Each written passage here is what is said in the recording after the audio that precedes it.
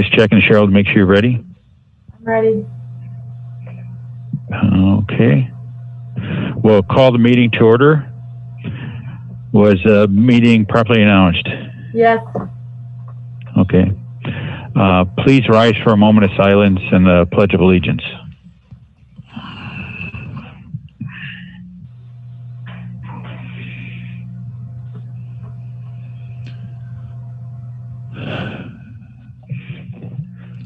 I pledge allegiance to this day, to the flag of the United States of America, and to the republic for which it stands, one nation, under God, indivisible, liberty and justice for all.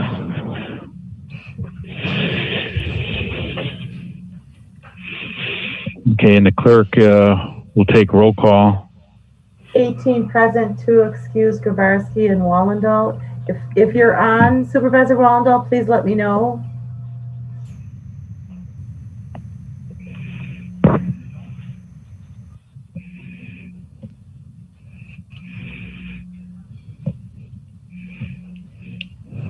Okay. And if she does come on, we might see her, so. Okay, we have the agenda before us. As mentioned, ordinance number 29 is going to be taken off the agenda. So with that taken off, do I have a motion to approve the agenda? Supervisor Bork.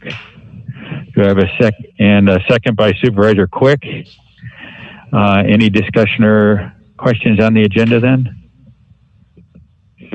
Seeing none, all in favor of approving the agenda, signify by saying aye. Aye. Aye. Against? We have an agenda then. So we have the September 15 minutes in the board packet. Do I have a motion to approve those minutes? Move, Rick Pease. Okay. Motion by Supervisor Pease. Do I have a second? I'll second. Second by Supervisor Zielinski. Any discussion or questions on the minutes? Was that Rick or Scott Pease? That was Rick. Okay. Seeing none, all in favor of approving the minutes signify by saying aye and raise the hands. Aye. Aye. Against? Aye. Okay. Minutes are approved. Clerk, please read announcement of meetings. Announcement of meetings, report of supervisors' claims read by the county clerk and appoint 6 supervisors to approve claims. Edwards, Gilner, Paler in for Grabarski, Hamburg, Carlson in for Hickethier and Morgan. Allen 40, Bork 5160, Baru 315, Carlson 5840, Edwards 40, Grabarski 15650, Hickethier 105, Morgan 120, RPs 200, SPs 13150, Pizzolini 183, Paler 8834, Quick 11934, Chapey 40, West 420, Benkowski 63, David 40, Krause 7680, Matsky 40, Theme 5265, Townsend 40, Wah 40, total 2,421.13. Okay, thank you. We have no claims, no correspondence, no appointments or unfinished business. So we'll move on to reports and presentations. Daric has his report. And I am on the phone if anyone has questions. In the packet, so any questions or? Daric, I just have a question. This is Pete Hickethier. I remember the Y was going to meet with the neighborhood. Are they still planning on doing that? Do you know? As of last Thursday when I talked we had a meeting here, yes. Yep, so that Okay. As far as I know, that is still the plan. Okay, no problem. Thank you.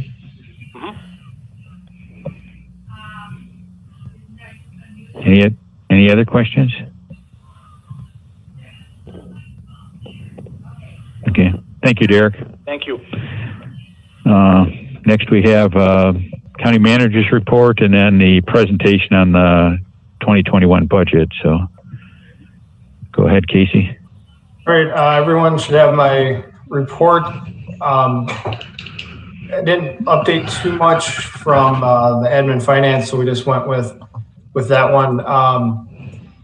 So again, committee meetings, we should be finalizing union negotiations, going much better than it went last time. I think we're hopeful that we'll have something for you guys' consideration at the next board meeting. That's our goal right at the moment. We've got our supervisory training going on with student education. Obviously working on COVID, a lot of COVID response, met with all the departments on their budgets. We'll have a discussion about the budget here in a little bit when we go through the budget presentation. We are going back and meeting with committees now and talking about changes that we've made to the budgets for the departments that each committee oversees. We did establish a working group to operate solid waste until the new director starts. The new director will be starting on the 19th, so we'll have him attend the November board meeting and have him introduce himself to you guys.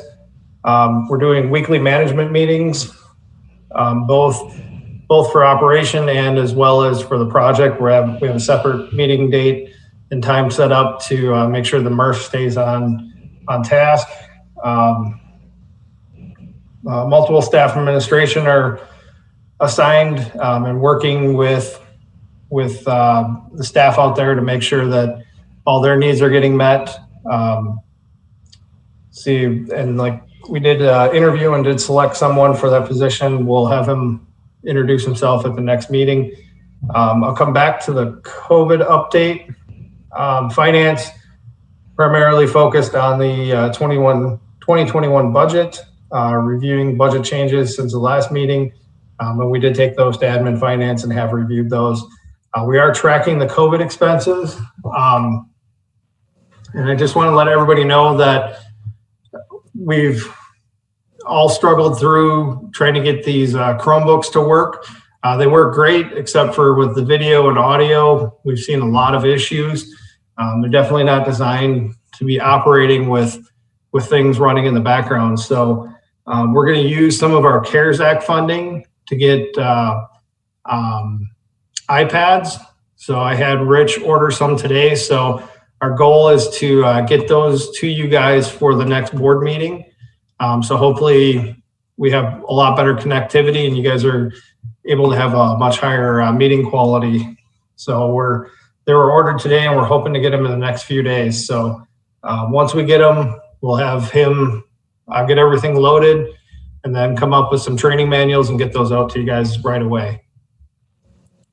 We're still waiting on getting the dam at Fawn Lake fixed. They're trying to get a contractor to get out there to get that fence replaced. We still have the snow fence around it.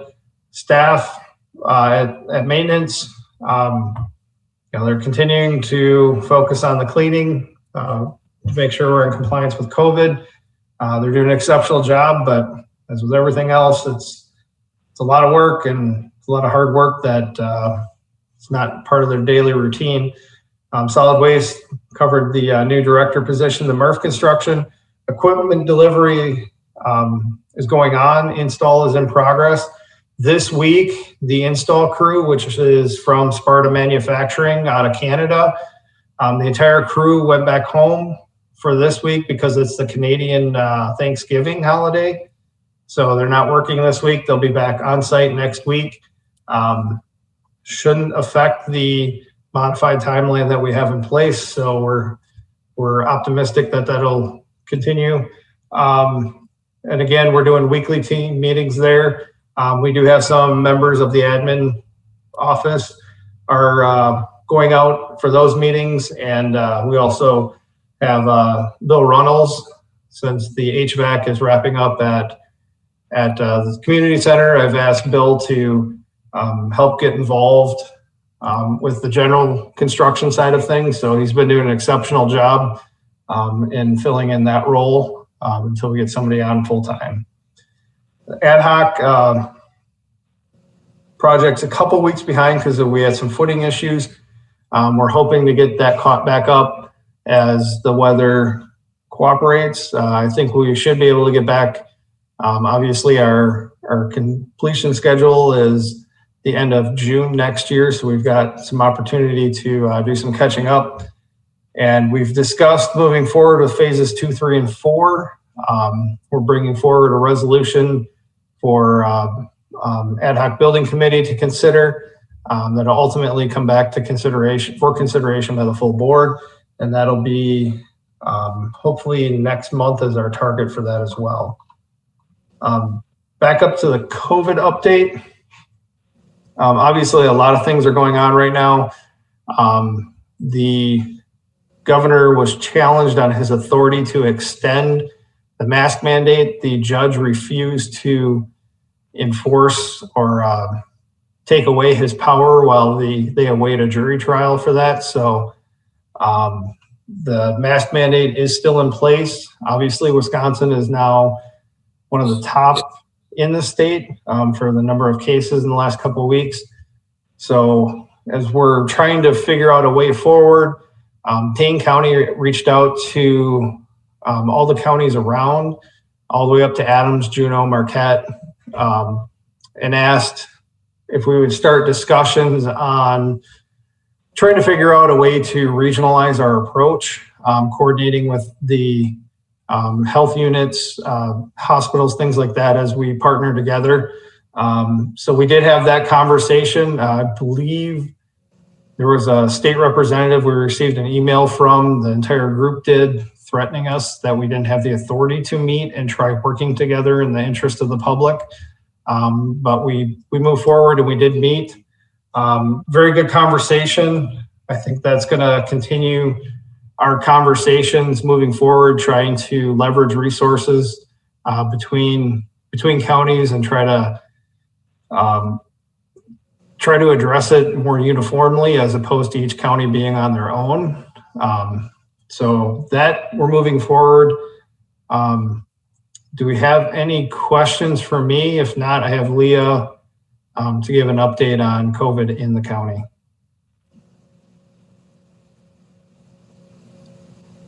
All right, Leah. All right, thanks, Casey. So as Casey stated, the state of Wisconsin is obviously under a significant surge with COVID-19 viruses. We had an additional 34 deaths reported for the state today. Our healthcare capacity is at a breaking point. It's a very serious situation that we're facing in the state. I think that Wisconsin has held for a good number of months because of the local policies and practices that have been in place. But unfortunately, we've just not been able to coordinate enough to prevent this surge from happening. So hopefully we'll get it under control and move forward from here. Adams County is also experiencing an increase of cases the last couple of days. Last week we saw a lower case activity. So if you look at the Wisconsin DHS website, you will see that Adams County is a high case activity level. However, that is also indicative of our very low rates of testing.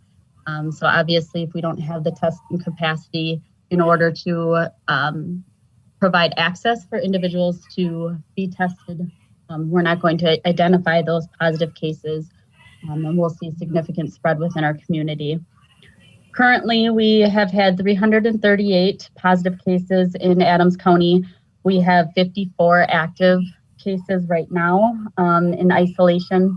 We've had 280 people recovered.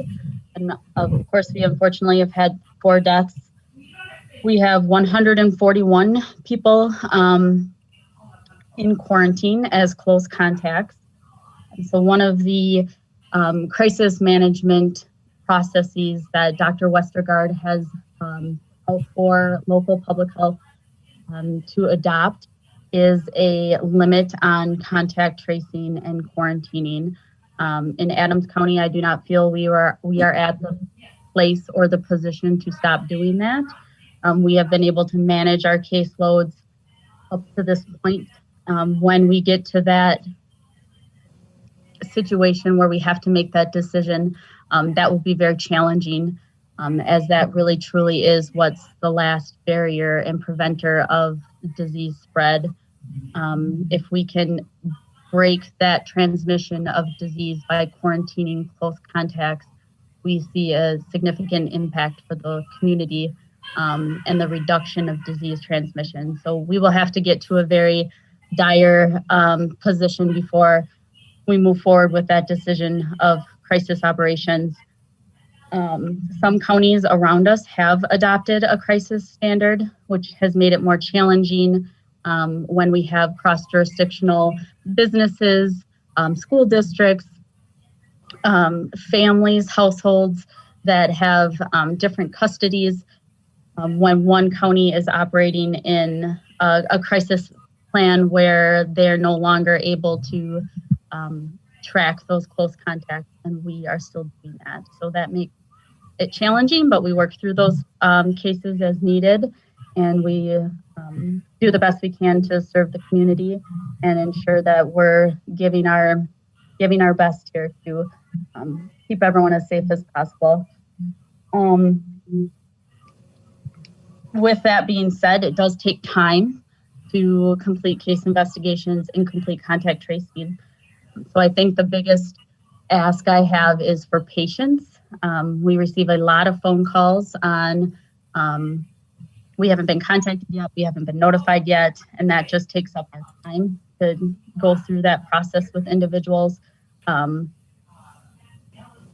asking for patience from the community to understand that though we understand you want answers and you're concerned because it's your livelihood, it's your family, also understand there might be 80 individuals waiting in queue for us to contact, and it does take us time to process all of those. Testing capacity, I spoke of that we had limited testing capacity. So I've talked about how we've been working to increase that testing. So the Rome Fire Department did their first community-based testing pilot project last Friday at the fire department. We assisted with that to get them up and going. There were some technology glitches at the start that put us a little behind, but they were able to adapt very quickly and get through that challenge. And we tested 80 individuals, and so far of the individuals who are Adams County residents, we've had 10 positives come out of that, which is our highest positive rate out of any testing site, speaking to the need of testing. So they are going to continue to do testing every Friday at the Rome Fire Department to encourage that testing within the community and support the community. It's open to any Wisconsin resident 5 years of age and older. We will also be at Woodside Sports Complex tomorrow. That will be public health staff supported by Exact Sciences to increase access in that area of the county. That is from 3 to 5 at Woodside, who've been a really great partner to work through and allowing us to use their facilities. And then we've also partnered with the Wisconsin National Guard. We're shifting to squad missions. So unlike the other community testing sites where there would be 30 to 40 National Guard members provided to our community to do a large testing opportunity, they've shifted to a regionalized squad process where it's a much smaller unit, about 10 individuals who will be dedicated. It's much less burden on public health staff. We won't have to necessarily assist, as they'll be our go-tos within the community. So Jane was really great working with to coordinate all of that, and that will be held at the fairgrounds every Monday starting October 26th. So again, increase that testing capacity.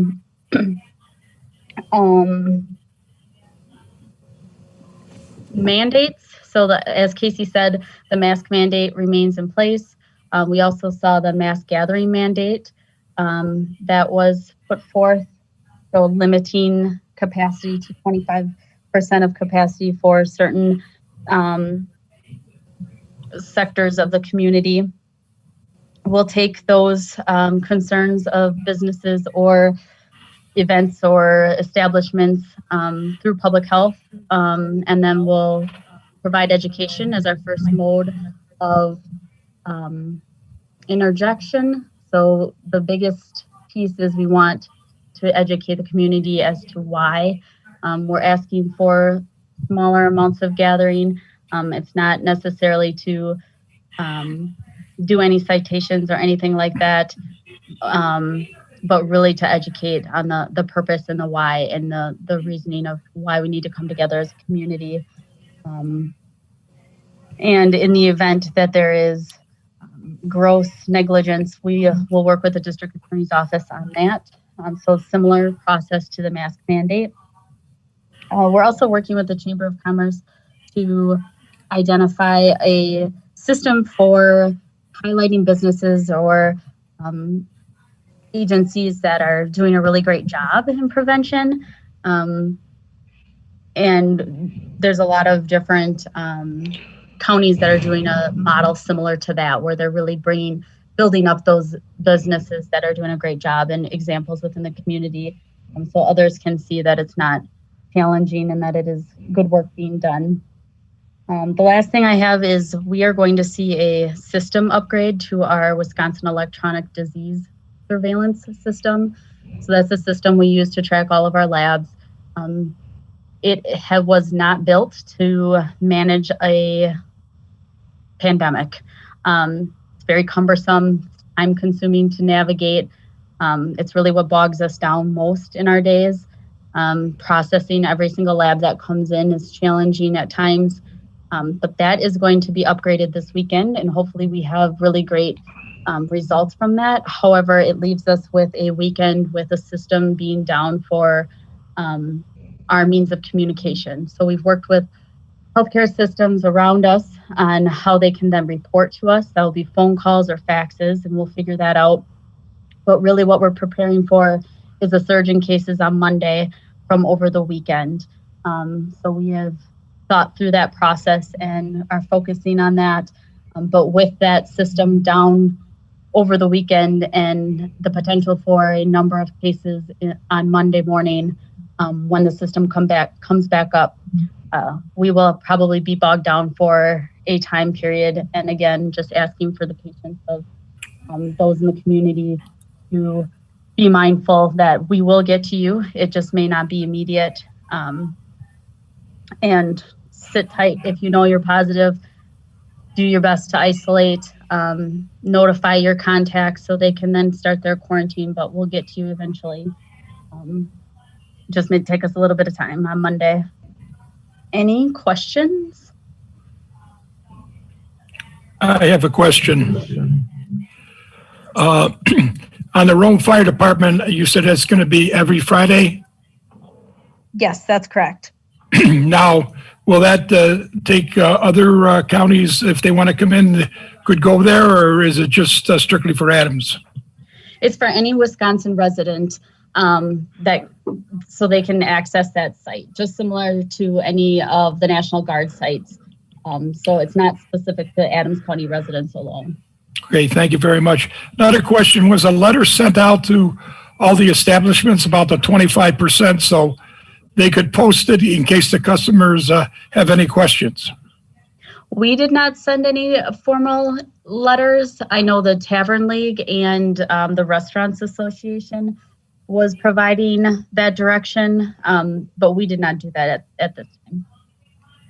Right, because I would like to, see at least posted so that, sometimes the customer comes in and he complains. At least if there's something posted, it kind of takes the pressure off the owner. Right. I think that's, we're hearing a significant challenge for owners, trying to do their best to follow the rules and standards. And then they have individuals who are coming in that aren't necessarily being as mindful. So that's a good idea to have some signage. I'll follow up on that and see if there's anything that the Restaurant Association or the Tavern League has signage similar to what they had for the masking signage. Thank you very much. I just want to compliment you on the job you've done so far. It's been outstanding, and you're a credit to the county. We appreciate that. Thank you. Can you hear me? It's Ken Bork, Supervisor 9.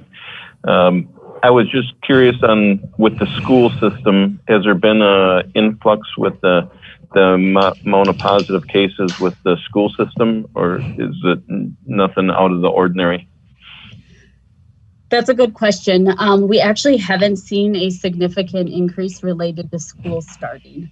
We've had a couple cases, which is anticipated, but the school has done a really great job. All the schools, surrounding districts included, have done a really good job of putting practices and protocols in place where when we do have a positive,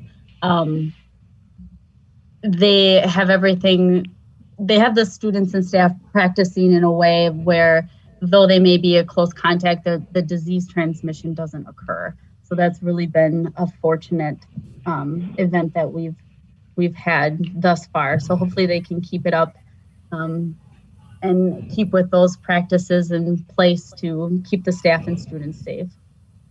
Okay, thank you. You're welcome. This is Marge. I don't have a question. I just want to say thank you, Leah. You and your staff are doing an outstanding job and deserve any credit that any of us can give you. Absolutely. I agree. This is Pete Hickethier. Thank you. Don't make me cry now, though. We couldn't tell you're on the phone.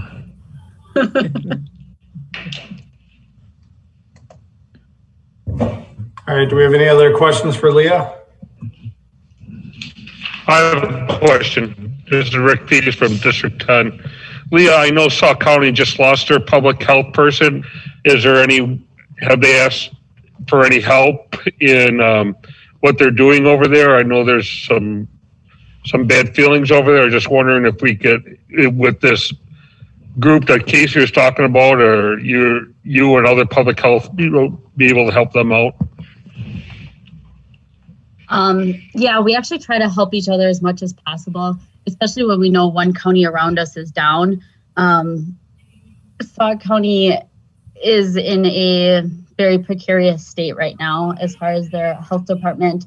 We recognize that, and we want to build each other up as much as possible because we are, at the end of the day, we're all public health servants and don't want anyone else to fail around us because that then turns to our counties as well. So with Sauk County, what I can just give an example. So we know if they're down, and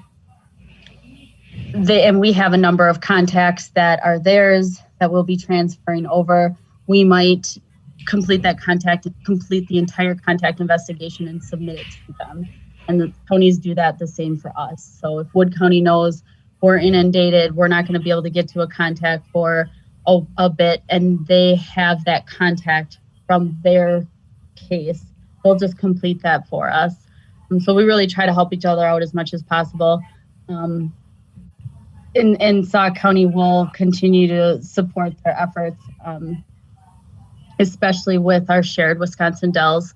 That's been a challenge for us throughout the pandemic. So we'll continue to work with their staff, and we work with them on a number of different programs. So we're well connected and support them as much as they need and ask from us. Thank you. I would like to make a comment, please. I know we've been talking about Sauk County, and most all of us know, I assume, that all the different issues Sauk County is going through and having right now. Not only you, Leah, would I like to thank, but I also would like to recognize Casey and his leadership. I can't imagine how our county would be functioning under some of the past leadership or lack of leadership that we've had. And I really, really am grateful for both of you, Casey and Leah. for your leadership that you've done through this pandemic. Thank you.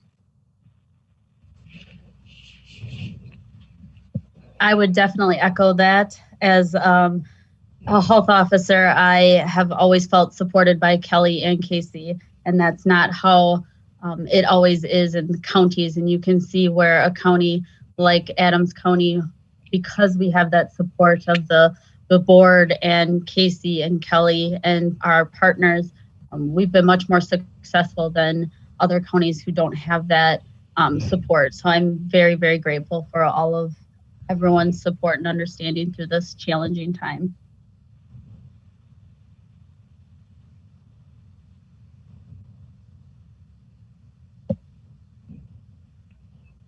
All right, any other questions for Leah? All right, thank you everyone, and thank you Leah. I know the board voiced their support, and I definitely appreciate all the hard work you guys are doing. It's 7 days a week. It's been 7 days a week since February or March. I know we've actually forced Leah to take a day or two off a couple times, but I know you guys don't see the work. It's pretty overwhelming, so we really appreciate. Obviously, there's a lot of negativity out in the public and a lot of resistance to even work with public health. So on top of the long hours and everything else, it's very frustrating. So we really do appreciate what she's doing, and we're very supportive of her staff, and appreciative of everything they're doing. So thank you guys. And you want to move into the budget presentation? Yes, please.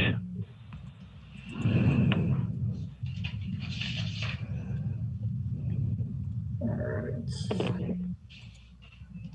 Everyone see that? Yes. Yep. All right. So every year we go through the budget. The budget as a whole is reviewed by admin finance. We kind of give a high level discussion for you guys here. If you guys have questions, please feel free to reach out to myself or to Kyle. Either one of us can definitely get you the answer you're looking for. Individually, the budget's broke down, and each committee respectively reviews the budget for its departments. The budget is policy. The budget is primary policy-making tool. It's estimates and appropriations of our fiscal resources. It's essentially our economic plan. That one of the biggest things, like 2020, when we were doing this in October and November of 2019, we never once expected COVID to be, or even know what COVID was at that point in time. So, this is a plan. The plans change. We make modifications to it, but it's a living document that we modify as needed throughout the year. It's an administrative tool, action plan for achieving quantified objectives, standards for performance measurements, and a device for coping with foreseeable adverse situations. Obviously, from day one of all of this, we've focused on protecting our staff, protecting the public, and maintaining services. We're fortunate in the strategy we use for the budget. Many of the counties around us did furloughs or layoffs. We did none of that. We maintained our staff and had no changes. So I think our strategy is pretty sound. And that's the same strategy we're using going forward. Obviously, Wisconsin State Statute 6590 dictates the process and the limitations that we follow for our budgets. Challenges, obviously levy limitations. We have some of the most stifling levy limitations in the country. We're continually seeing unfunded mandates passed down. We did see a little relief of that in 2020. We did a lot of lobbying work and received about $25 million for some of the HHS programs that correlated to about $130,000 or so to Adams County, which although about $500,000 to $600,000 less than the mandates that were put on us is better than nothing. Keeping employee compensation competitive, that was a top priority of the board in 2019 and focusing on getting that fixed in 2021 being the first year of implementation. We've done that. The budget has that in there. Implementing and funding capital replacement program. We have everything fully funded as planned right now.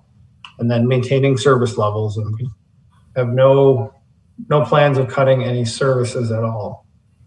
Significant changes, implementation of a wage system based on time and position, added courthouse screening and funded contract positions for screening.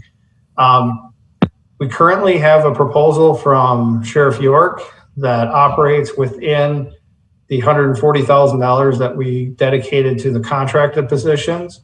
We're going to review that proposal with PS&J, and there could be that change could go from funded to in-house employees, but that's something that has yet to be decided, but we wanted PS&J's input before we make a final decision on that.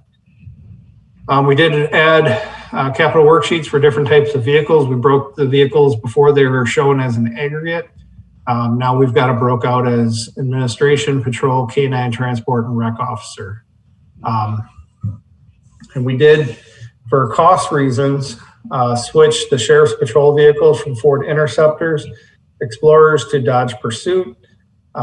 Significant cost savings there in doing that. Sheriff York voiced his concern about not liking the change, but ultimately understands the fiscal impact. So we appreciate him working with us on that. There are probably going to be some bumps as we do make some changes, but we're all aware of those kind of going in. New fund was created for RAS orders. This was an issue that was brought up in the discussion process with planning and zoning. Currently they have some funding that they put in their budget each year to handle RAS orders as they come up. And what we've traditionally seen is if they don't have the funding, they don't get done.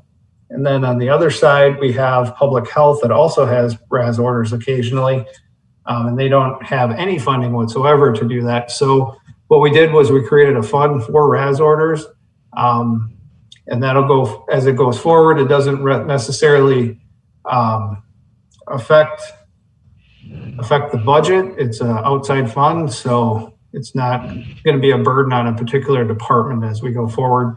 Ultimately, those funds expended would be reimbursed over the course of 3 to 5 years, depending on how it all worked out. That was a one-time use of sales tax funding to get that fund started. We have a one-time infusion of sales tax in solid waste and the capital IT budget. Solid waste, we're looking at switching to curbside service for a couple different townships right now that we have proposals out to. If those go forward, then we would utilize this funding to initially purchase automated trucks. This would reduce the staff burden that would be used to pick up and provide the services that we're quoting. Ultimately, the contracts would then replace the trucks at the end of their useful life. And the IT capital was for the ERP system, the accounting system that we're looking at. It was slated to be purchased and used some fund balance. Now we're just going to use sales tax to offset the rest or the remaining portion. And that's a one-time expense also. Health insurance coverage remains the same. We have blended premiums between 2 different plans. And what that means is we have an HMO is our primary, and we have a PPO that is blended for people that live outside of the network. So the premiums are a little bit higher for the PPO, and we blend them with the HMO, so all of our employees pay the same price. Because we have so many employees that live the Rapids area, the Aspirus And you have people that live down in the Baraboo area. So they're all different medical systems. Our courts traditionally follows the Gunderson, UW hospital systems. So everything in Aspirus and all those north, those hospitals and those doctors are out of network. So we have a blended plan to make sure that all the employees are covered. So we're continuing that. Again, we'll be with courts. There's no change in premium. This will be the 4th consecutive year that we have not seen a premium increase. We did see a decrease about 4 years ago, and we've seen 0% increases pretty much ever since. Employee premiums will remain the same at $98.88 for single and $262.60 for family. And county sheriff premiums are $563 and $1491.53. Our capital plans, we funded 2 projects in emergency management with sales tax. Again, those are one-time projects. So continuing with our plan of not using sales tax directly in operations, but to offset what we would normally levy for. We funded these 2 projects. Again, solid waste and IT, we're offsetting those 2 projects there. Parks capital is funded through profits and a small portion of sales tax, $99,630. So the actual operation of the parks is completely funded by the revenues they're generating. But because we never put money away to replace any of the infrastructure or the capital that we had out there, we're utilizing sales tax over a period of time to get their funds built back up so they're able to replace roads, electrical, plumbing, things like that, that never really put money away for in the past. Obviously, changing the sheriff's department vehicles from Ford to Dodge, and then we added the worksheets also for the solid waste department. And you'll see in the budget document itself is about, it's gonna be right around 500 pages.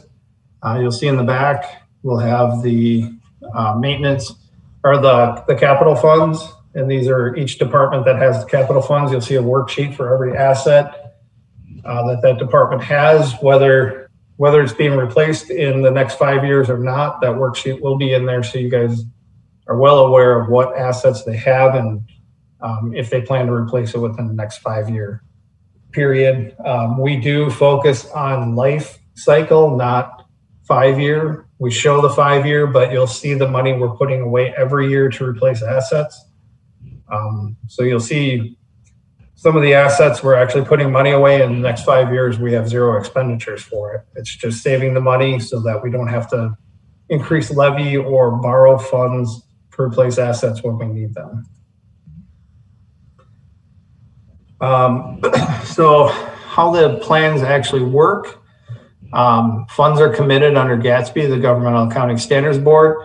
The board, which is you guys, you're committing the funds. So you have committed and restricted, and the board is the only one that's the highest decision-making authority in the organization, obviously is the county board.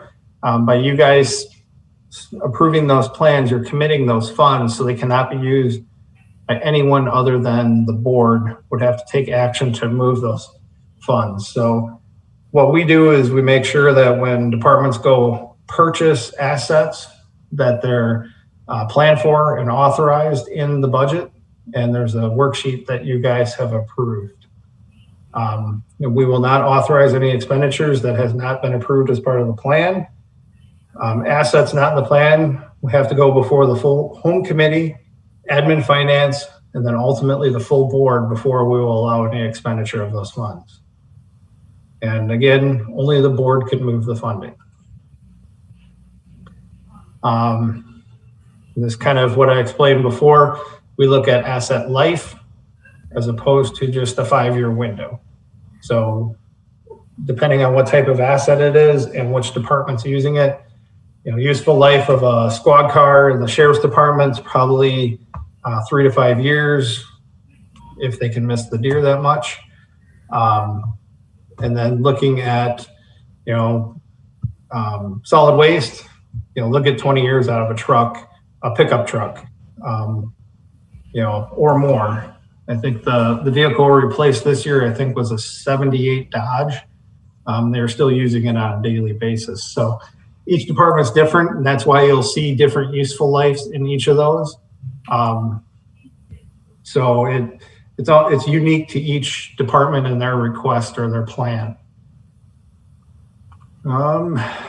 So kind of the bigger numbers here, our proposed levy net new growth was 1.063 or $193,206. So that's the new net new growth.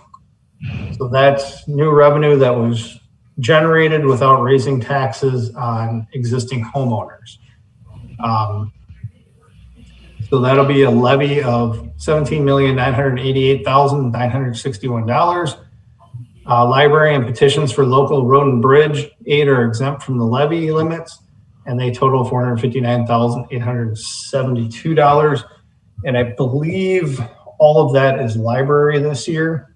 The local road and bridge petitions, we had enough in the fund to cover that. So we won't be adding additional levy on to cover those.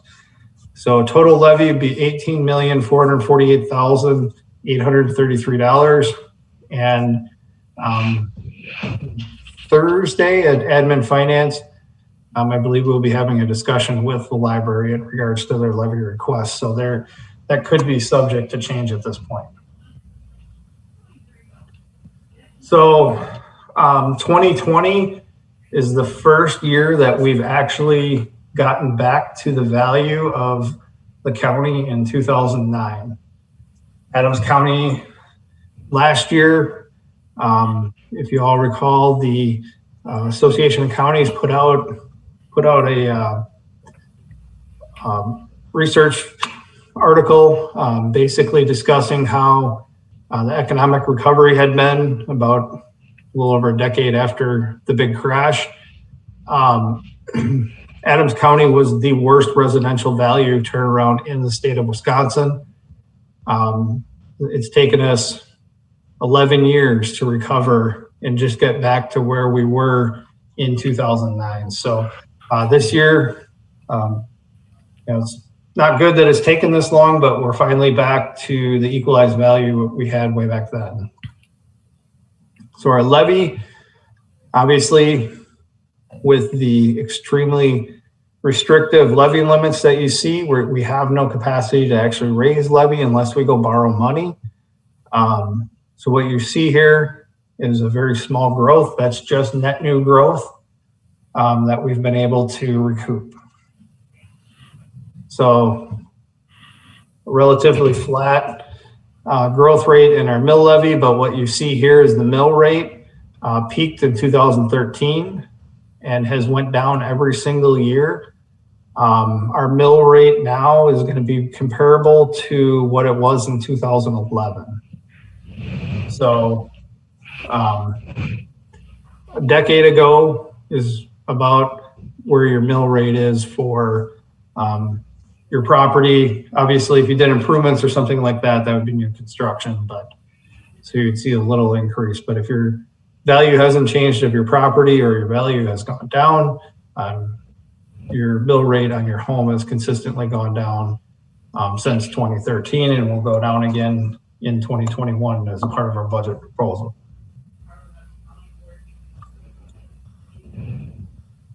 Just a simple pie chart.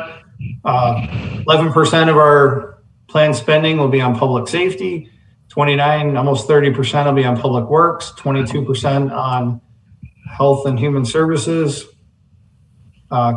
conservation about 2%, culture about 3%, general activities, you're looking at about 10% of the budget, and then debt service about 2%, and capital outlays about 15.6%. just a comparison, you'll see a little uptick in the expenditures in 2021 for public works. Health and Human Services is going up a little bit. Slight decrease in general government, slight increase in public safety. Culture and Rec's about the same. Conservation slightly higher. Debt service is going down slightly. And then our other financing uses. The reason there's such a big drop there is you're seeing a big drop in, we had the building project, so we moved a big chunk of the fund balance into the capital projects fund. So that's why you're seeing a big drop this year. Revenues. So essentially, of every dollar we spend next year, 32.6 cents would be property tax, and everything else comes from other sources, whether it be fund balance, intergovernmental revenues, charges to the public, licenses and fees, intergovernmental revenue, or other taxes. So again, comparison of revenues, as we discussed, they're pretty static. Yep. Casey, can I interrupt you? Can you Yes, go back? Just go back to that pie chart you were on. Why do we have intergovernmental on there twice? One at 16.6, and then down in the right-hand corner you have intergovernmental at 13.5. Can you explain the difference between the two? Some will be grants and some will be charges. So you'll have intergovernmental revenues that will be, I'm not sure which one's which. They kind of got cut off on us. But Kyle's on. They're two different sources. Is that correct? Correct. So one will be like your state aids, things like that, or grants that are given to our various departments.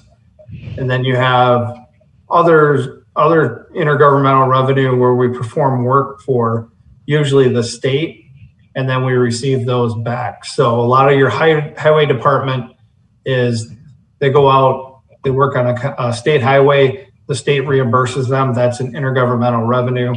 It's a charge for service back to the government, where the intergovernmental revenue might be a grant through like HHS that we receive directly from the state or a federal agency. Thank you. Sorry for the interruption. Yep. Any other questions? All right, we'll move forward here. So this is tax levy by department. Obviously the tax levy is not increasing, so we just changed the allocation essentially. So you'll see some departments getting slight increases, some getting decreases. Biggest increase or percentage of the overall levy, you'll see Sheriff's Department's at 31.93%. Increase, obviously, with the amount of staff that they have, we're seeing a big increase, trying to address the pay side of things. So that's reflective in that percentage. Other than that, there's really not much change in the Sheriff's Department. Let's see. And a lot of the medical examiner, we as a part of the change, you're seeing a big change in the decrease. That's all related to the wage change. So the on-call rate substantially increased, which increased the pay that the medical examiner is going to have to pay for those services, which obviously we have an extremely hard time filling those positions. So hopefully that helps improve that situation. So any questions on this? Levy by department. All right, and this is just page 2 of that. Again, nothing real substantial that stands out. A lot of what you're seeing is going to be similar to, or very related to, changes in pay as a result of trying to correct our pay system. Capital, Those minor changes, you can definitely go through the worksheets if you want. We'll go through them one-on-one with you if you want, if you have more specific questions. So the mill rate and effective or equalized value. So as you'll see, tax levy has gone up, not nearly as fast as inflation or anywhere near the cost increase that we've seen. Tax rate has stayed relatively flat over that period of time. And our equalized value, you'll see in 2008 was $2,808,301,400. And you'll see that now we're at $2,825,000. So about, just barely over what we were in 2008, 2009 time period. So it's taken a long time to get back to that point in time. And on our tax rate, like I said, our peak year was 2013 and it's pretty much decreased consistently ever since. So your millage rate is pretty comparable to right around that 2000, actually you're under 2011's mill rate. So if your property value hasn't changed, I know there were substantial losses of value that people saw in 2008. So, those values probably didn't come back, or some did, some didn't. So as they've come back, they'll change your millage rate some, but depending on where you're at in 2011, your tax bill from the county is going to be pretty similar to what you saw in 2011, unless you had big changes in your value. Staffing changes. The current budget has no staffing changes in it. The only proposal we have is contracted staff proposed for courthouse screening. Again, as I discussed, there's a proposal by Sheriff York. We're comfortable with it. It's within the guidelines that we set forward, but we want input from PS&J before the final decision is made and the recommendations made to admin finance. So we're looking at meeting with PS&J tomorrow and discussing that, or I believe it's tomorrow, discussing that, and then ultimately making a recommendation to admin finance before we finalize the budget. So there could be a slight change there. Obviously, it's not going to affect the mill levy at all, and it's something that won't affect any other department if the decision is made. So we'll update the board in November once we have a definitive direction we're going. So kind of some of the highlights, step increases for employees based on time and position, another 20,000. So this will be year 2 of our partnership with the University Alliance. So another 20,000. Highway reconstruction, 1.5 miles of County Highway M. Maintenance is replacing annex and LEC roof, replacing the boiler and hot water heaters in the jail, and replacing the LEC and annex air conditioning systems. Sheriff looking at purchasing Dodge vehicles, and then looking at the IT, finance, the accounting system, the ERP system that will be hopefully transitioning to. Obviously COVID put a stop to that this year. HHS is looking at 5 more vehicles, and this is part of our 2-year plan that we had. It should save about $15,000 a year by switching to county-owned vehicles as opposed to paying mileage to all the employees. So far, it's worked very well in the first year. And we hope to eliminate the mileage that we're seeing charged. Obviously, reimbursements stay the same either way. So we're able to get something that benefits the budget and also addresses some of the concerns that we saw with HHS staff of having to haul clients in their personal vehicles. This eliminates that risk for them. Solid waste, we're looking at purchasing 2 automated garbage trucks, semi-tractor, rear load packer, hook truck, above ground storage tank containers, and landfill gas system. And that was something that was added at the end, and we had to, Kyle did a lot of shuffling to make sure we could get that in. That was a deficiency that was noted during the inspection for the fire that took place in the new cell. It was noted that we did not have the required gas system in place, so we're going to get that addressed next year as well. And thank you to everyone. We're looking at budget books being distributed electronically. So we'll get them emailed out to you on November 4th. If you have any questions, like I said at the beginning, call me or call Kyle. Either one of us would be more than happy to answer any questions, or shoot us an email. If you need anything, just let us know. And do we have any questions?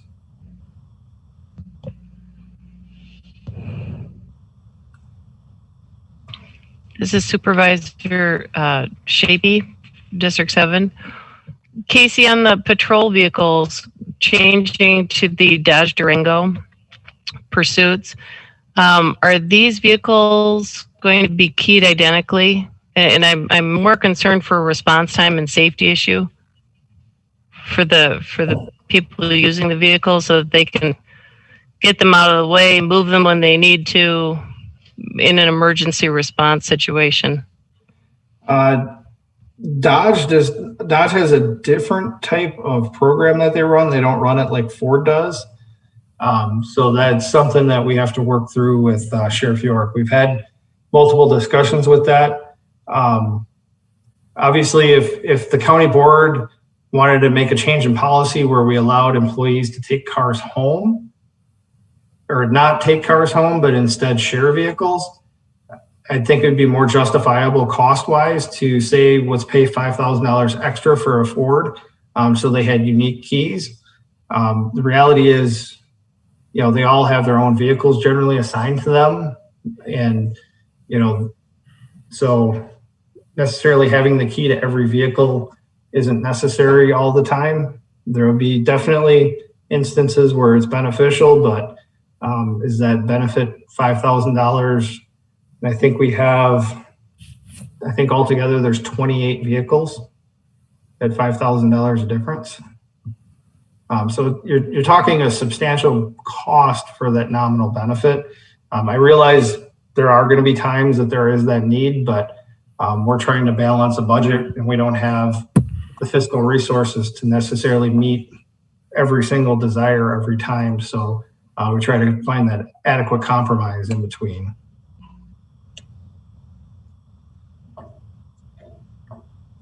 Thank you. Yes. Any other questions or comments?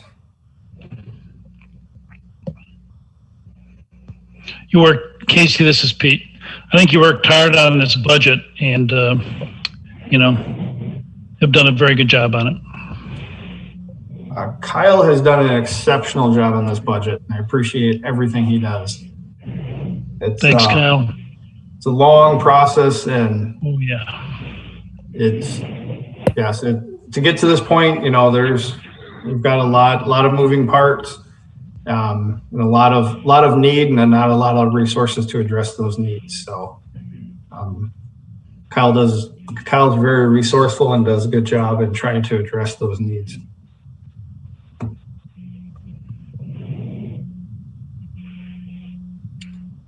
All right. Okay. Thanks, Casey. All right. Thank you. And the budget documents are out on the county website. So, you don't have to wait until the final budget version is done. So if you want to get some nighttime reading before you go to bed every night, just, look on the admin and finance agenda, and you can have access to any of those budget documents. So I just have one question. One question, please. Go ahead. Casey, on Sand Valley, how far away are we from them paying off that loan so that we could recoup some of those tax monies? I believe 2031 or 2030 is when those loans will be fully funded at the current projections. Okay, I was just wondering because that would help us quite a bit once that happens. Thank you. Yes.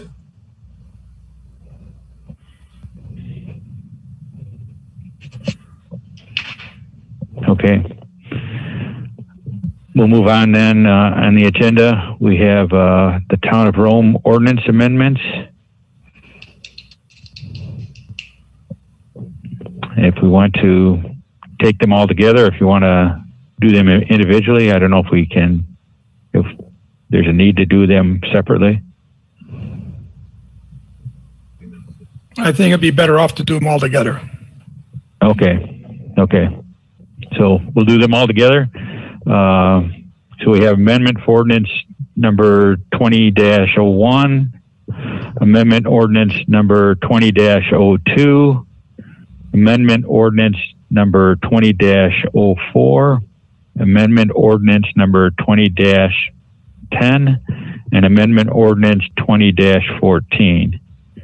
Do I have a motion to approve those? I make a motion. Okay, Supervisor Pistolini, second by Supervisor Bork. Any discussion or questions on the amendments that Rome has? Seeing none. Go ahead. Wes, can somebody just give me a rough synopsis of what all these amendments are going to change? Just a short synopsis.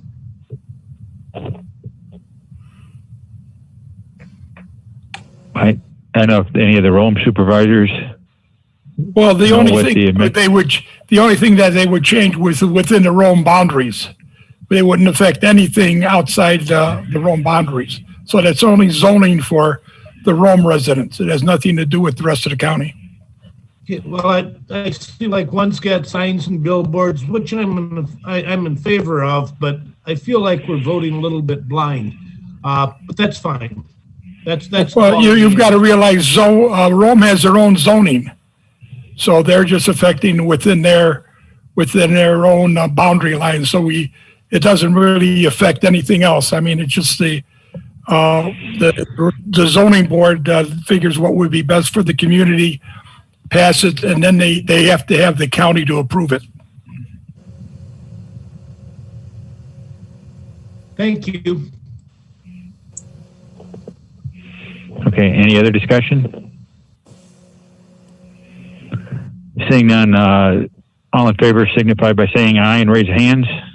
Aye. Aye.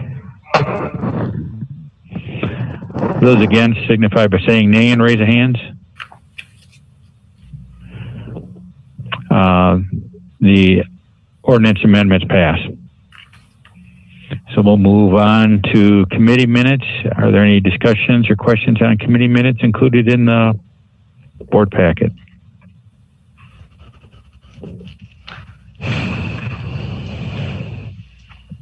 Okay, seeing none, we'll move on to ordinances then. Ordinance number 24, clerk please read. Ordinance 24-2020, rezoning request of a parcel 1 acre from A3 to R1. Property located in the northwest 1 quarter of southwest 1 quarter, section 26, township 14 north, range 6 east, lot 1 of CSM 5335. Town of Del Prairie, Adams County, Wisconsin. Recommended for enactment by the Adams County Planning and Zoning Committee on the 7th day of October 2020. Morgan, Baruch, Thiessen, Quick.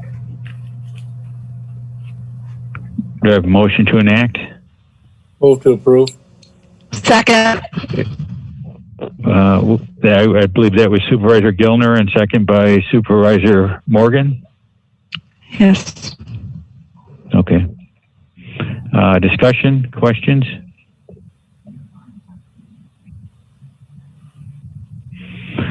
Seeing none, all in favor signify by saying aye and raise your hands. Aye. Aye. Aye. Against signify by saying nay and raise your hands. Okay, ordinance number 24 is enacted. We'll move on to ordinance number 25. Clerk, please read. Ordinance 25-2020, rezoning request of a parcel 5 acres from A1-35 to A3. Property located in the northeast 1/4 of southwest 1/4, section 13, township 17 north, range 5, east, town of Adams, Adams County, Wisconsin. Recommended for enactment by the Adams County Planning and Zoning Committee on the 7th day of October. Morgan, Brew, Peace, and Quick. Do I have a motion to enact? Move to approve. Okay. Supervisor Quick made the motion. Do I have a second? Second. Second by Supervisor Brood. Discussion or questions on ordinance number 25?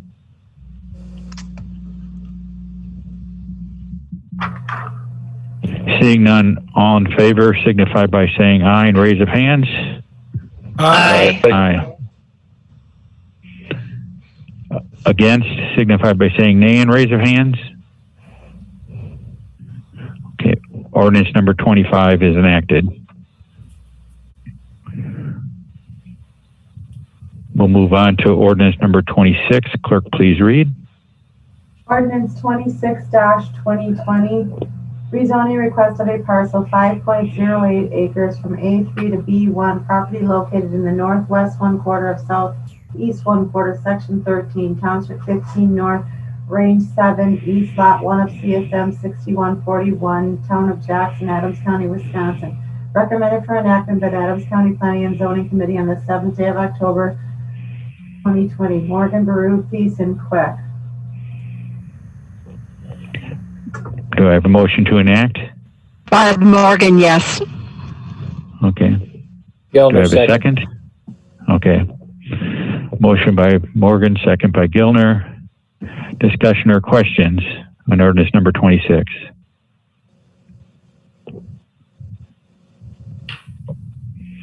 Seeing none, all in favor signify by saying aye and raise of hands.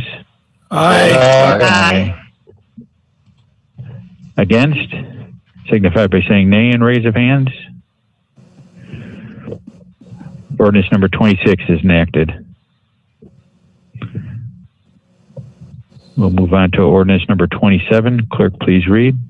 Ordinance 27-2020, rezoning request of a parcel 2 acres from A1-15 to R1 LL, property located in the southeast 1/4 of southeast 1/4, section 32, township 15 north, range 6 east, town of Springville, Adams County, Wisconsin. Recommended for enactment by the Adams County Planning and Zoning Committee on the 7th day of October 2020.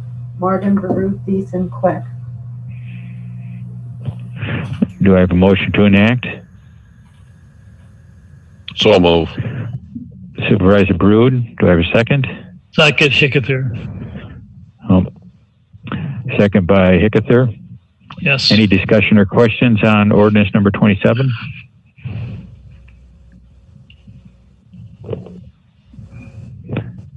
Seeing none, all in favor signify by saying aye and raise of hands. Aye. Aye. Against signify by saying nay and raise of hands. Ordinance number 27 is enacted. We'll move on to ordinance number 28, and I know there was some discussion and questions on ordinance number 28. I believe that the agenda is listed wrong because the ordinance was amended at the board meeting. So, clerk, please read when. You have the correct one attached. Go ahead.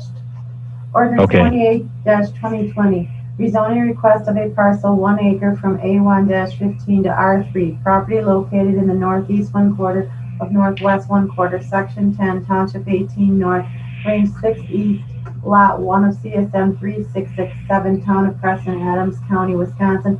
Recommended for enactment by the Adams County Planning and Zoning Committee on the 7th day of October 2020. Morgan, Peace, and Shapey, Quick. Motion to enact. So moved. Quick, move to approve. Okay, Shapey, Supervisor Quick, second by Supervisor Shapey.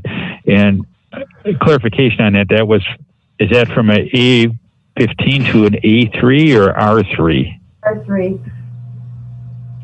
A3. A3. R3. A3 is,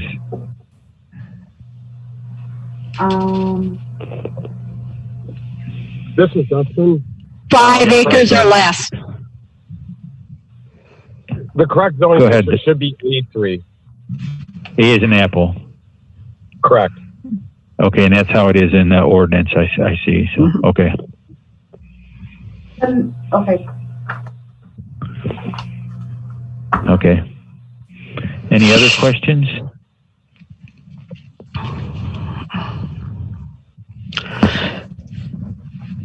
Okay, seeing none, all in favor signify by saying aye and raise your hands. Aye. Aye. Against signify by saying nay and raise of hands. Ordinance number 28 is enacted.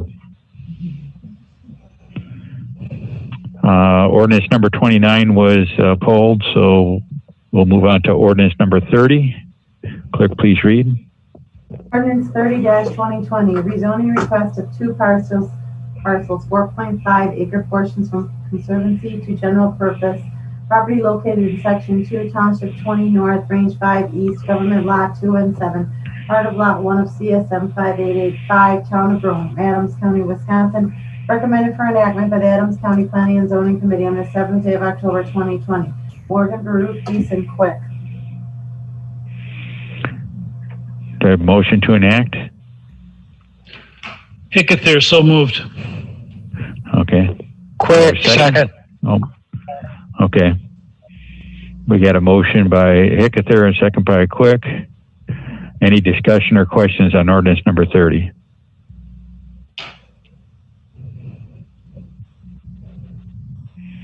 Seeing none, all those in favor signify by saying aye and raise of hands.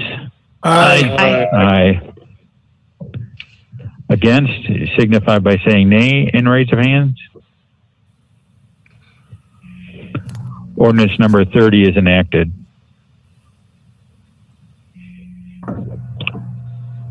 We'll move on to ordinance number 31.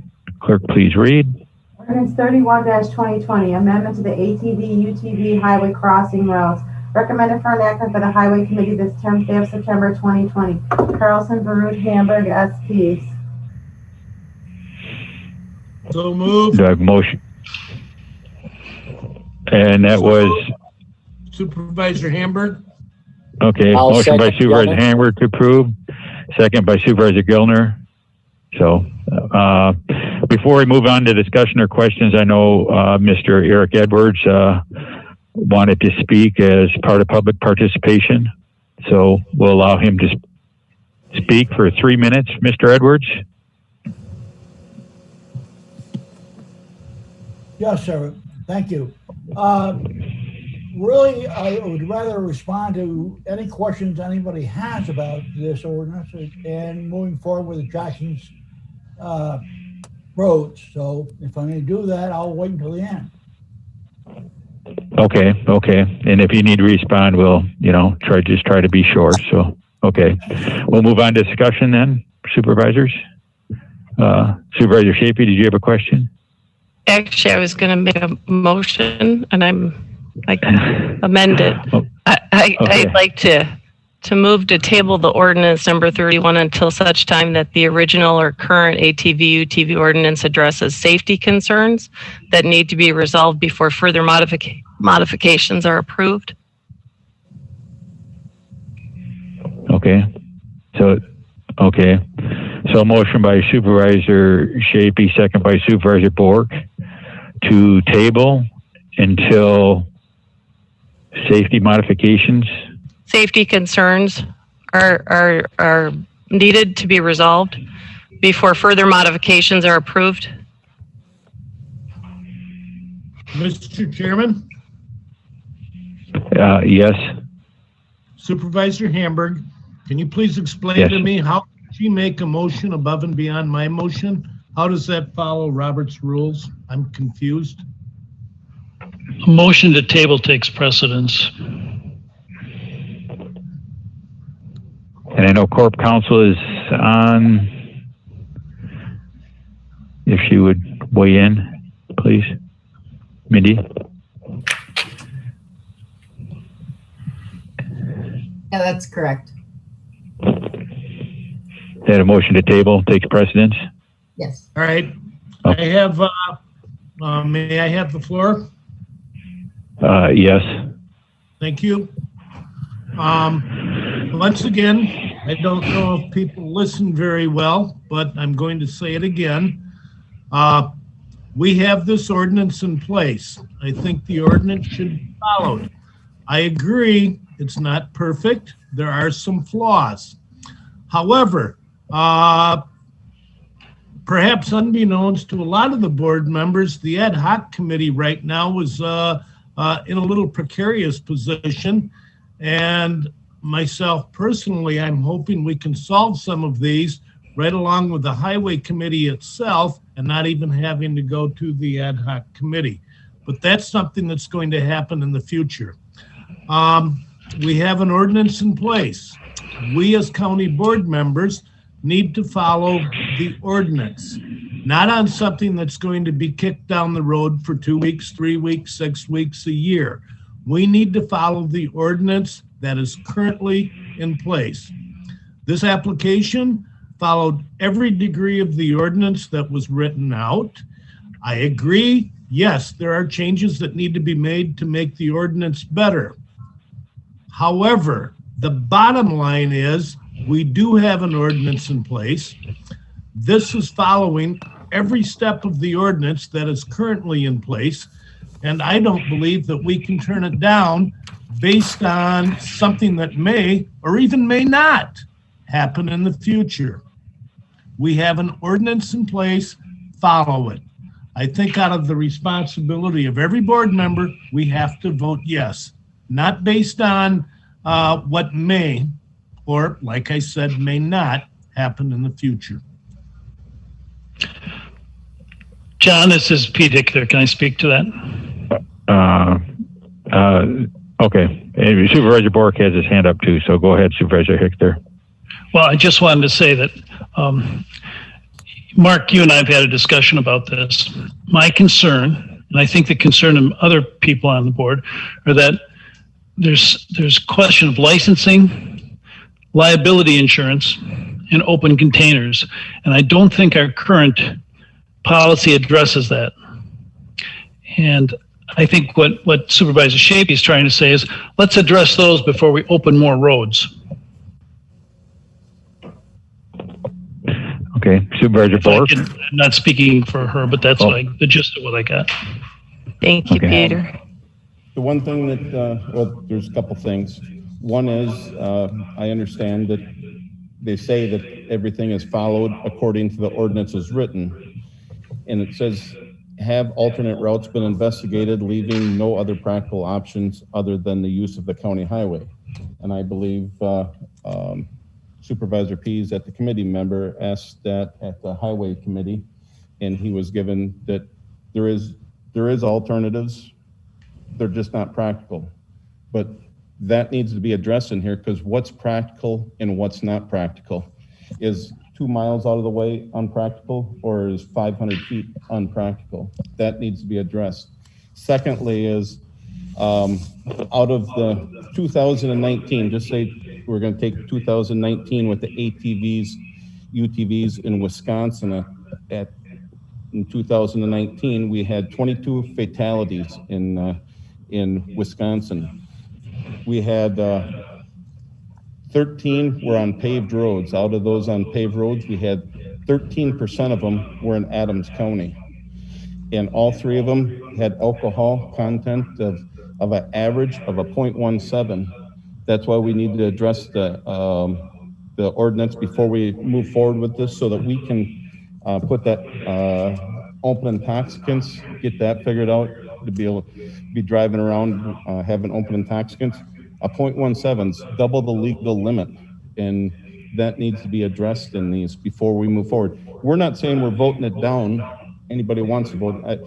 All we're saying is, yeah, we're going to kick it down the road 2 weeks, a month. Next month it can come back if somebody has a better option. But we gotta start doing this before we open up any more roads.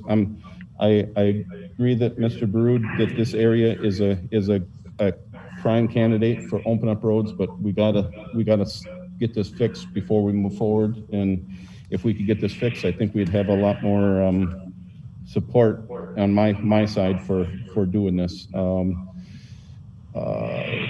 So that's my main concern, is there is alternate routes on these, and we haven't. I know they might not be the perfect. They might have to drive 5-6 miles, but that's what the ATVs are to do, is they're looking for places to drive. So what if it takes them 10 more minutes to get to where they're going? They're recreational. And if you look at recreational vehicles in 2019, ATVs is on the rise. It had 22 deaths, like I said, 13 were on roads. We had 9 fatalities in boats, 16 in snowmobiles.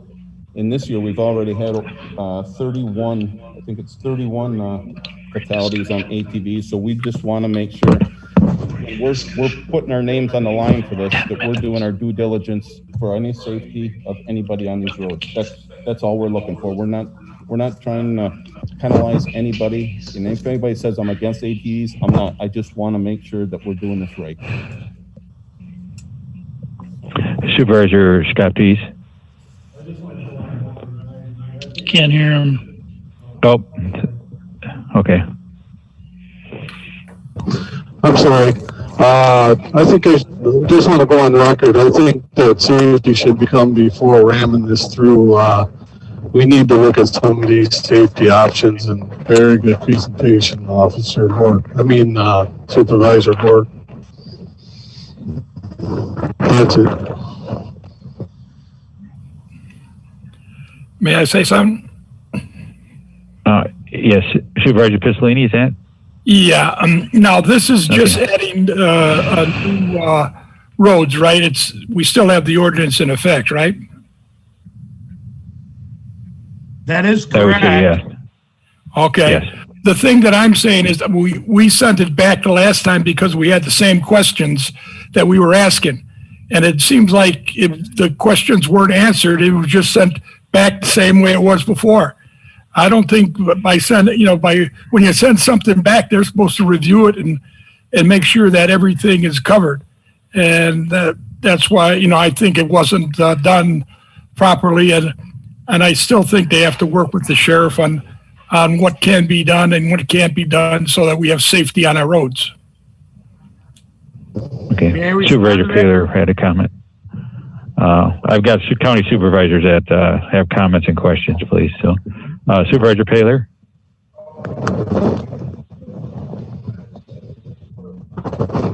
Do you have your mute button on? You're not. I can hear him. Okay. Yeah, we can. We can't hear him at all. Is he unmuted? Yeah, he's unmuted.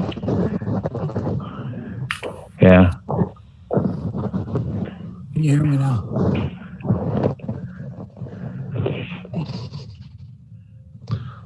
Can I respond to this, or? Supervisor Pease, Scott Pease. What?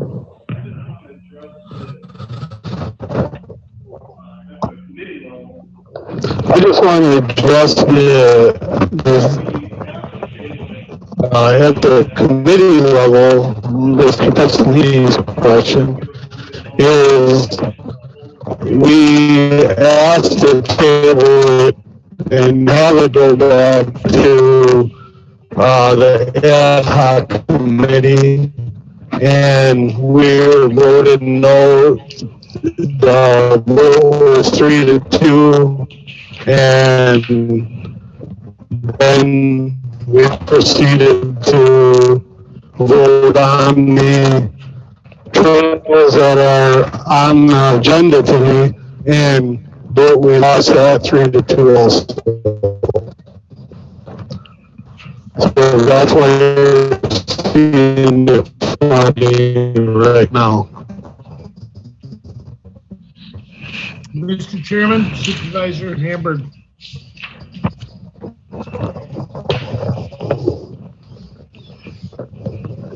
Go ahead, Supervisor Hamburg. Thank you.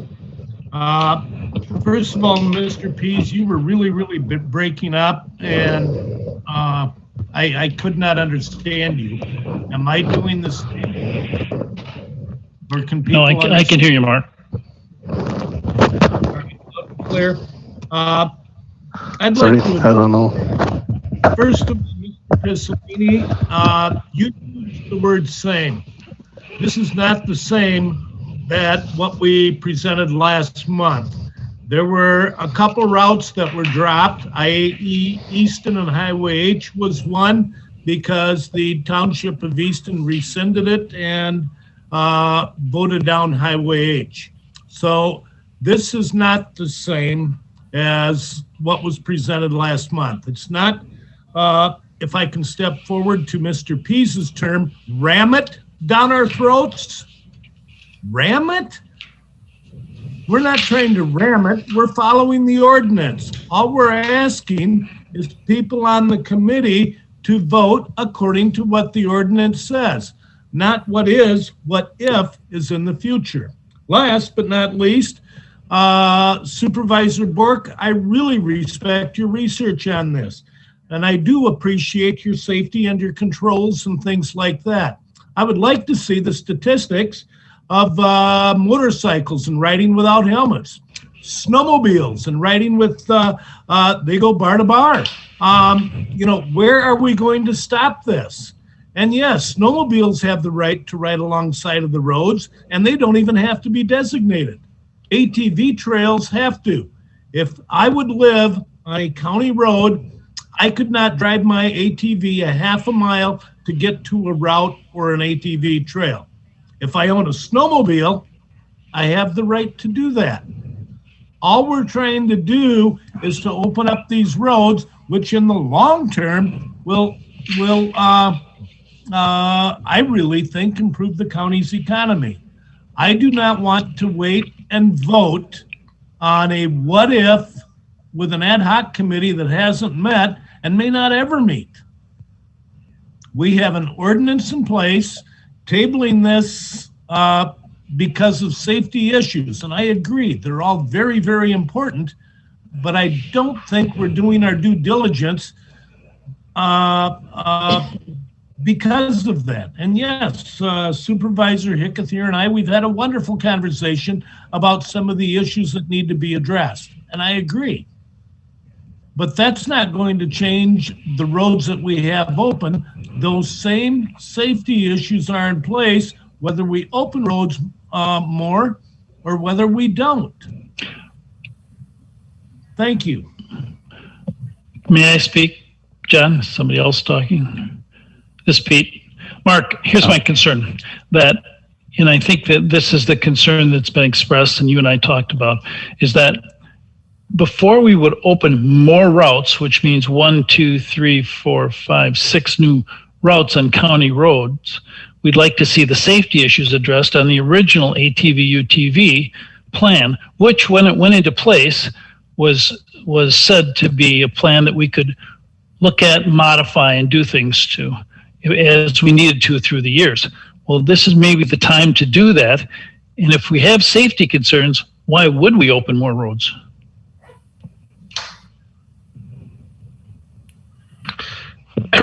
I guess I'll go back to what I've listened to tonight was Mr. Bork saying that there were some alternative routes that were proposed in this, and that goes directly to approve this would go directly against this ordinance that Mr. Hamburg has continued to tell us that they've met all the standards.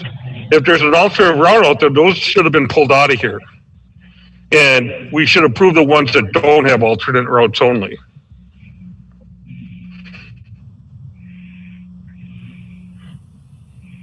Okay. May I speak, Mr. Chairman? May I respond?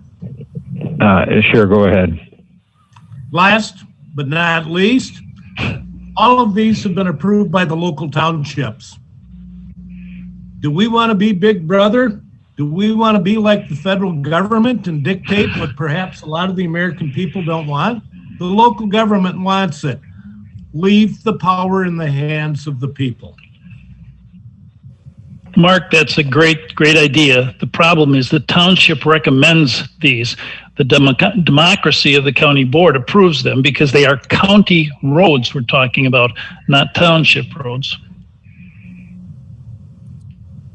Supervisor Hickethier, you're a wonderful debater. That's why we're good buddies. So the motion on the floor is to table until safety concerns can be addressed or updated in the ordinance. So that's what we're voting on first, is going to be the motion to table. So Can I speak at this point? we're only looking at the motion to table right now, so we're not looking at the routes or anything like that. So if you want to use your 3 minutes to talk about the motion to table, that's fine, and I might limit you on additional discussion if we come on to voting on the routes. I would like to speak to the issues that have been raised. And if that means to discuss the motion to the table, so be it. If it doesn't, then I'm out of line. But again, I don't know the whole circumstances here, so please assist me in this. Okay. I mean, it can be that. I mean, motion to table is to, look at the ordinance to increase the safety concerns in the ordinance. So if you want to speak to that, go right ahead, and we'll watch the clock for 3 minutes. So, well, the first thing that I see is that I don't know there should be a motion to table at this point in time, only because there's a motion on the floor to pass this ordinance. And the issues that were raised were safety. And frankly, the sheriff has passed this. The highway commissioner has passed this. And more importantly, anything else, Mr. Barode has passed this. He sits there in judgment in his township to say what's safe and not safe. Then we pass it on to the sheriff, and we pass it on to the highway commissioner to say, give us your evaluation of the county roads that are there. And neither one of them have declined to go ahead and present it and pass it. So I question the safety. As far as the ordinance, we have followed it in strict guidelines. Every letter of the ordinance has been lived up to. Therefore, it should be passed. There should be no question about this. I appreciate a lot of the comments that have been made. I think that they address the future ordinance, the ad hoc committee, and I am all in favor of what you people have said. And I think what we have to do is get the ad hoc committee moving forward so that we can address these issues and stop playing around with the ATV situation. I would hope that we can do this. Thank you. Okay. Supervisor Zelensky, you had a comment or? Yeah. Well, what I wanted to say is I understand we need to go ahead and support this.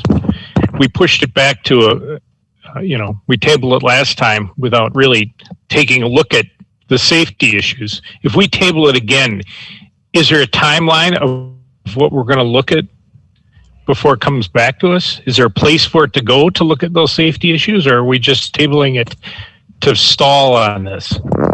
May I address that issue? No. Highway commissioner. No, there's a supervisor that's going to have a question on that. So, okay. This is Supervisor Bork. Oh. May I? Can I weigh in here? So you have a couple different options. At the end of the day, ad hoc committee does not need to do this ordinance. Highway committee can do it, or the full board can do it. We only set up an ad hoc committee. The strict purpose of an ad hoc committee is to perform a function. If the board so desires to do it on its own, it can. So if the board decides that you want to set up a committee of the whole and rewrite this ordinance yourself, you have the power to do that, or you can direct the highway committee to do that. It sounds like there's very specific concerns that board members have, and whether that be highway addressing that directly, or the full county board are addressing that directly, you don't have to use a third committee to get that to you, or an ad hoc committee, if that's what you guys want to do. Okay, thank you, Casey. Supervisor Bork, you wanted to address the time concerns?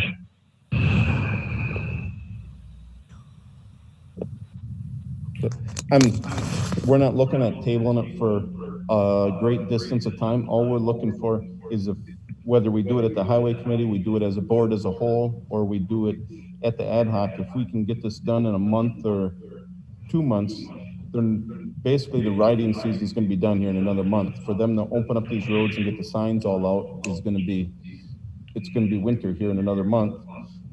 What I want to do is get this done right so that they can open up and have the trails or these routes ready to go by spring.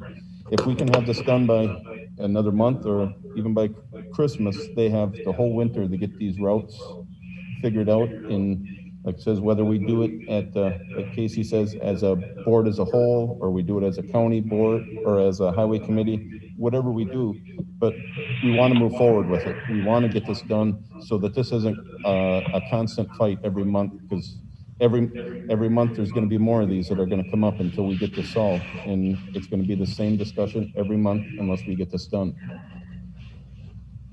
So, and that's, I appreciate Casey saying that, but if we want to do it as a board as a whole before the next meeting, great, we do it and we write it, or we do it, send it to the highway committee next month and we get it done and get this done with, so we don't have to argue on this every month. John, I would suggest we set it to the Highway Commission as a start. I don't think a committee of the whole is going to reach that decision with 20 people in 1 month. Okay. So. Mr. Chairman? Yes. Supervisor Hamburg. I agree with about 90% of what Mr. Bork had said. However, we still have an ordinance in place, and this is following the ordinance. If we're going to take that idea and attitude, maybe we should close everything down and start from scratch. Let's rescind all the county roads then. I think a lot of these issues are local government issues, such as the city of Adams. You know, it's not county issues. So if you want to do it, let's do it. Okay, we have the motion to table, so that's what we want to look at. Any other comments by any other supervisors? I'd like to request a roll call vote, please. Okay. So okay, yes we'll vote. Yes vote means we table it. No vote means we don't. It'll be tabled. Yes. A yes vote means it's tabled, and a no vote means no. Right. We're not going to table it. So clerk, please call roll. Allen. Yes. Bork.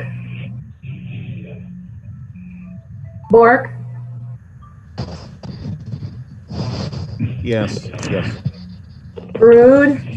No. Carlson. No. Edwards. Yes. Gilner. No. Grabarski. Oh, he's excused, sorry. Hamburg. No. Hickethier. Yes. Morgan. Yes. Ness. Yes. RPs. Yes. SPs. Yes. Pizzolini. Yes. Paler. Was Paler a yes? Yes. Quick. Yes. Shapey. Yes. Wallendall.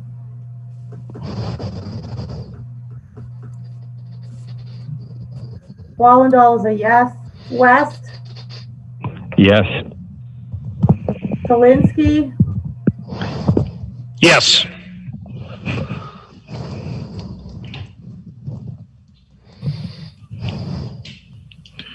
$15 yes. And 4 no, 1 excused. Okay, so the ordinance number 31 is tabled, and I would request the Highway Committee take this up on your next agenda, and if you can get that started to work on, and if not, let us know if, the whole board, but it's probably easier to work with a group of 5 than it is a group of 20, so. Mr. West, can I talk? This is Gordy. Yes, Supervisor Carlson. I'm going to set up a special meeting for just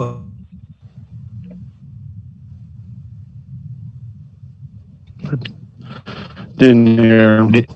For the committee, Gordy? Supervisor Carlson, are you still there? And that does not come before the county board. I don't know if we could. You're going to set up a special meeting, a separate meeting for that with the Highway Committee, correct? Yes, that is correct. I've already talked to Casey about it. Yep. Okay, that's fine. So, Mr. Chairman, I have a question. Supervisor Hamburg, go ahead. Thank you. With Gordy, I agree with you setting up a separate meeting. I think that's a very good idea. Are we able to invite the sheriff, the DNR as well? I would think you can invite anybody to your committee meeting. Yeah. Are they voting members? And not of the Highway Committee, no. All right. It wouldn't be a voting member. Thank you. Right. Just input. Okay. Yes. So, okay.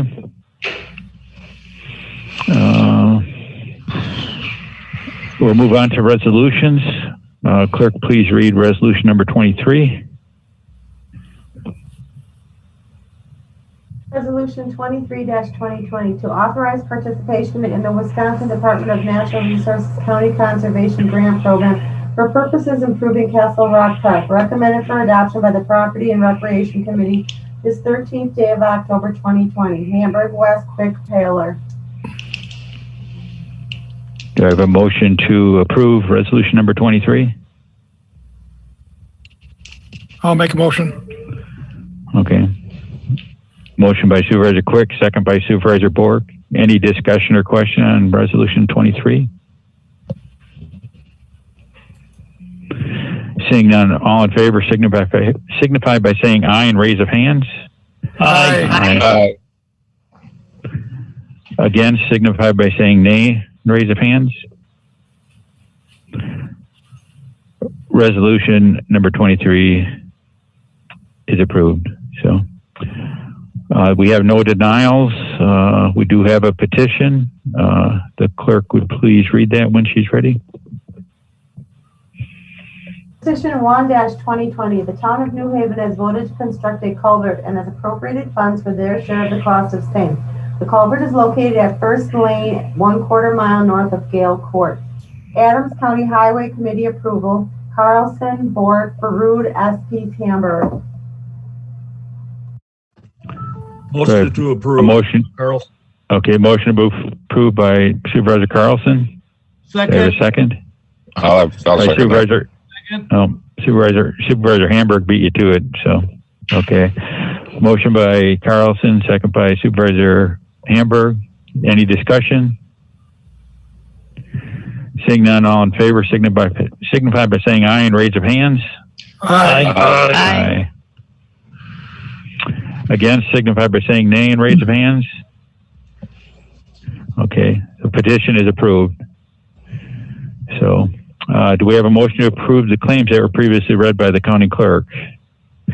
Supervisor Rick Pease, do I have a second? Supervisor Zielinski, any discussion or questions? Seeing none, all approved, signify by saying aye. Aye. Against, claims are approved. Clerk, please read per diem and mileage.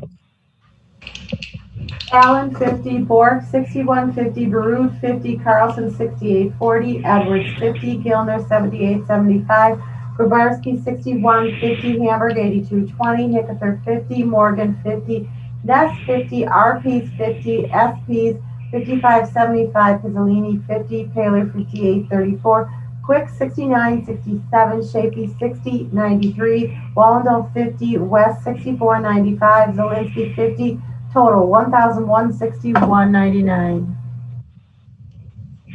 Okay, do I have a motion to approve per diem and mileage? Supervisor Borg, second by Supervisor Shapey. Any discussion or questions?